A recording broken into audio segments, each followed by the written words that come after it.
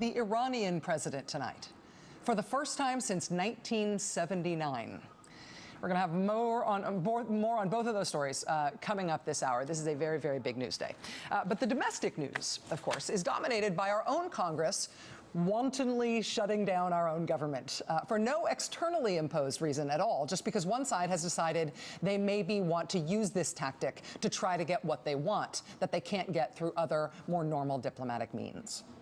The White House today posted a list of how the many agencies of government plan to shut themselves down starting at midnight on Monday, handily because Republicans in Congress spent the last couple of years threatening to shut down the government to get what they wanted and that they couldn't get through other democratic means. Agencies like, say, the Department of Agriculture, they were able to just go back and retrieve their old shutdown plans that they had prepared for the last time we had a brinksmanship contest like this in 2011. The National Park Service today said that they are making plans to kick out the campers, the overnight visitors to our national parks, because the shutdown means the national parks will be closing. Here's the Park Service plan for furloughing its employees, 21,000 American workers sent home. The Park Service plan is based in part on the planning that the agency did back in 2011, but also the agency's lived experience in the last big government shutdown, which was back in 1995. We have not had a big government shutdown since 1995. NPR today ran this great slideshow of what it looked like back then, including people being turned away from the Statue of Liberty, trying to visit the Statue of Liberty. No, I'm sorry, she's closed. The museum's closed, the Liberty Bell closed. That government shutdown in 1995 was the longest in our nation's history. And we are beginning to get a sense of what a shutdown would mean this time around. With 800,000 or so workers temporarily not working, crucial government functions, if not stopping altogether, then at least powering down to a very significant extent. The essential stuff like air traffic control and sending out Social Security checks and so on, that stuff will get done. But defining what's essential isn't all that easy. In Colorado right now, they are, of course, cleaning up from devastating floods that killed 8 people and swept away homes and washed out hundreds of miles of roads. As part of its recovery, Colorado's been getting help from all over the place. For example, the Utah National Guard was planning to send 120 engineers to help rebuild a stretch of US 36 north of Boulder, Colorado. Colorado's been racing to rebuild its roads before the winter sets in, focusing on the most crucial arteries first.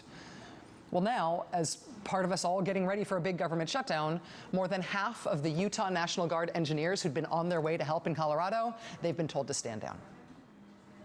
The Colorado National Guardsmen, already working on the recovery, are also now waiting to hear if they too are going to get pulled off the job and sent home in the middle of Colorado trying to recover from those floods, with the clock ticking to the first snows. We are starting to see what the shutdown would look like, what the cost of it will be, both in the states and in Washington, and what the knock-on effects might be in the economy at large. But there's another way of looking at this, about looking at why this is happening. One of the things we're not getting done in Washington, because we are having this self-imposed shutdown fight, is that we are not getting anything else done in Washington. And that, of course, is something that preceded this crisis, the whole thing about not getting anything done. Republicans in Congress have had a bunch of their own bills, for the kinds of bills that have to pass every year, not able to pass this year. These are their own bills, but they have not been able to pass them, even heading into this crisis, let alone now that we've got it. I mean, Republicans had a transportation and housing bill. They could not vote to pass their own transportation and housing bill. They had a bill to keep the government going, so we would not be facing this imminent shutdown. They could not pass could not vote to pass their own bill to keep the government going. They had a bill called the Farm Bill that's always used in jokes in Washington about what's the bare minimum thing you ought to be able to do even if you can do nothing else. This is supposed to be the easy one, the least controversial thing ever, right? And they wrote themselves one, but they could not get the votes to pass it, even their own bill, not even in their own caucus. Back during the run-up to the presidential election, you might remember a little kerfuffle about this bill because one of the candidates, Michelle Bachmann, was revealed to be a big corporate welfare recipient. Michelle Bachmann is always railing about the size of government and how government has to do less, less, less. But her family, it turned out, had taken over $250,000 in federal subsidies. just a check from the government because they have a family farm. So it was this awkward sort of hypocrisy for Michelle Bachmann as a conservative presidential candidate that she was willing to take federal money through the Farm Bill as payment from the government for her family having a farm, but she simultaneously wanted to cut money from the same bill for other Americans who get money from that bill. Not because they have a farm, but because they have this problem. They need to eat. Cut food stamps for other people, keep farm subsidies for myself and my family. It's a particularly obnoxious form of political hypocrisy. And it's not just Michelle Bachmann. Even if you just look at members of Congress who are getting these kinds of subsidies for themselves, not even for their family members, just for themselves, there's a whole bunch of them. James Carter posted a spreadsheet today with a ton of information on this. We're going to link to it at mattoblog.com tonight. But just looking at the ones who get these subsidies for themselves, look at Congressman Tom Latham of Iowa. Mr. Latham used to be the co-owner of the Latham Seed Company and a couple of farms that had his name on them. So back home, he was taking farm subsidies by the thousands, the tens of thousands, the hundreds of thousands of dollars from the federal government. But in D.C., in Congress, Mr. Latham voted to cut food subsidies from the same bill for people who need to eat. Martha Roby, Congresswoman from Alabama. She owns a farm in Montgomery County, Alabama. Back home, Ms. Roby has been getting checks from the federal government for her farm. Thank you very much. But in Congress, she voted to keep the farm aid going to herself, but to cut the money for people who need help getting something to eat. Same bill wants specifically to keep the money that goes to her, but to cut the money that goes to anybody else in the same bill. Call me a liberal, you do anyway, but how can you vote that your family should be able to continue to be given federal money through this specific bill, but you cannot abide other Americans, poor Americans, getting money from the same bill so they can eat? How can you take it for yourself and move to block it for somebody else? Apparently, it is not that hard to do something like that because we see it over and over and over again, and it's part of what's going on right now in Washington. I mean, hypocrisy is obviously not a new phenomenon in Washington. Washington didn't even invent it. But we've seen some pretty acute cases of it in the last few years. At the very beginning of the Obama administration, for example, we saw it when every single House Republican voted against the stimulus bill. Remember the stimulus bill?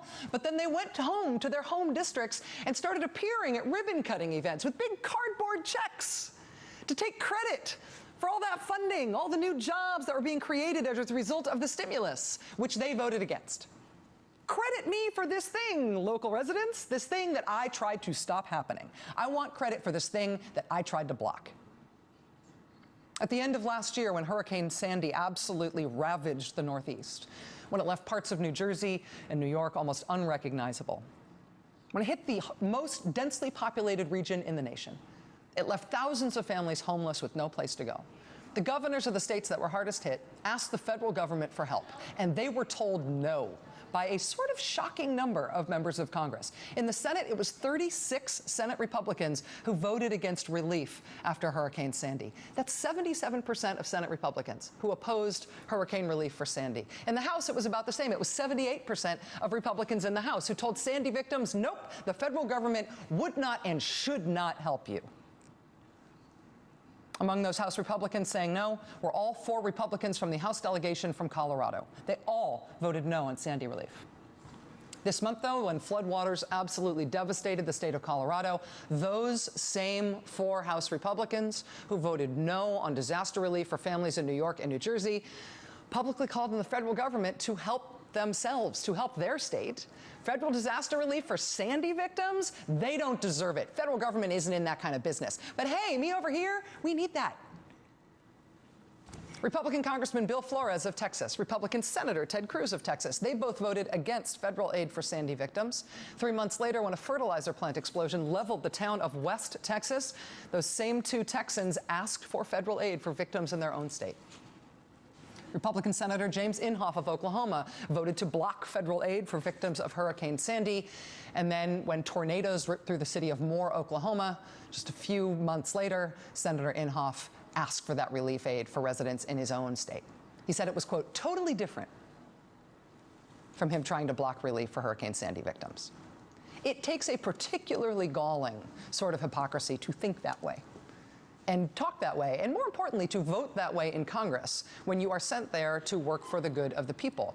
What you do in Congress may seem like it's theory or it's ideological expression or it's just something that people get to talk about on cable news and then you clip up little pieces of cable news and turn it into attack ads. But your actions have consequences when you are a member of Congress. And hypocrisy, in its miserable, cold little heart, is a lack of empathy. We think of it as saying one thing and doing the opposite. But it comes from a lack of feeling for anyone who is not you yourself. It comes from voting to make other people go hungry while you quietly cash your government check from the same program. It means voting down disaster relief for anybody else right before you insist that the federal government open the taps and send the disaster relief dollars to you. Because you can't imagine the problems that other people are having, but the problems that you're having, those you feel. It means throwing the country into economic, governmental, everyday living chaos because you didn't get your way. And because you do not care how it affects ordinary Americans or America until it affects you. This shutdown is going to hurt the country. It's already hurting the country. That was the message today from President Obama, who spoke today on short notice with palpable frustration. To any Republican in Congress who's currently watching, I'd encourage you to think about who you're hurting. There are probably young people in your office right now who came to work for you without much pay because they believed that public service was noble. You're preparing to send them home without a paycheck. You've got families with kids back in your districts who serve their country in the federal government. And now they might have to plan how they're going to get by if you shut the government down. Past shutdowns have disrupted the economy, and this shutdown would as well. It would throw a wrench into the gears of our economy at a time when those gears have gained some traction. And that's why many Republican senators and many Republican governors have urged Republicans to knock it off, pass a budget, and move on. Let's get this done.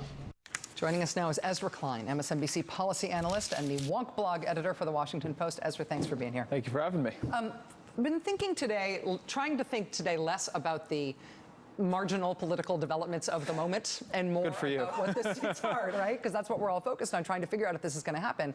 But I'm trying to get focused on the stakes here, the cost. Can you talk a little bit about what we know the economic impact or the nuts and bolts impact would be of a shutdown, and it would be a government shutdown first, and then next, conceivably, of a default? Right. So a government shutdown is a bad thing. You do not want to have it happen. In direct economic costs, the Office of Management and Budget actually tried to look at the cost of the 95 and 96 shutdowns, which were the two longest we've ever had. They calculated it at about $2 billion. That's not great. You don't want to pay $2 billion for no reason. And of course, during that time, you had a lot of pain from the families involved. But it is not an incredibly large impact on an economy the size of our own. It's just bad. A default is an economic storm of literally, and I mean literally, unimaginable proportions, because we've never allowed it to happen. We've never even conceived of allowing it to happen ever before. And the difference is this. Actually, the president put it well today. He said, a shutdown is shutting down the government. A default is shutting down the economy. And the analogy I try to get people to think of is 2008, right? Because we've just been through a financial crisis. And at its heart, what happened there was you had these things called subprime bonds, right? You had subprime securities. That was the housing market. And Wall Street thought they were worth one thing. They thought housing market was safe. Turned out they were wrong and it was worth another. And that uncertainty, not knowing what it was all worth, it froze Wall Street, it destroyed the global economy. Now, subprime bonds were a significant part of Wall Street. They are nothing like U.S. Treasuries. They are nothing like our cornerstone asset, which is the fundamental building block of the global financial system. If we go to the world and we say we are not riskless, we are not worth what you thought we were worth, you have to reprice all of that. We have no idea what it looks like the next day when the markets wake up and say, we don't know at all what anything we have is worth. That is another financial crisis, and it is a potential to be much bigger than the one we had in 2008 if we kept it going for any length of time. Ezra, you wrote today something that, on Wonk blog, is something that I think provoked a lot of people because on the surface it seemed so scary, but I want to hear you make the argument. And you said essentially that you were rooting for the shutdown, meaning the government shutdown, in the hopes, I'm going to paraphrase, that that would mean the Republicans got their yayas out. And whatever was in them that was desiring to cause some form of chaos to dramatize their internal feelings, that would be essentially exhausted by the government shutdown fight. And while that would be bad, maybe then we wouldn't have the default.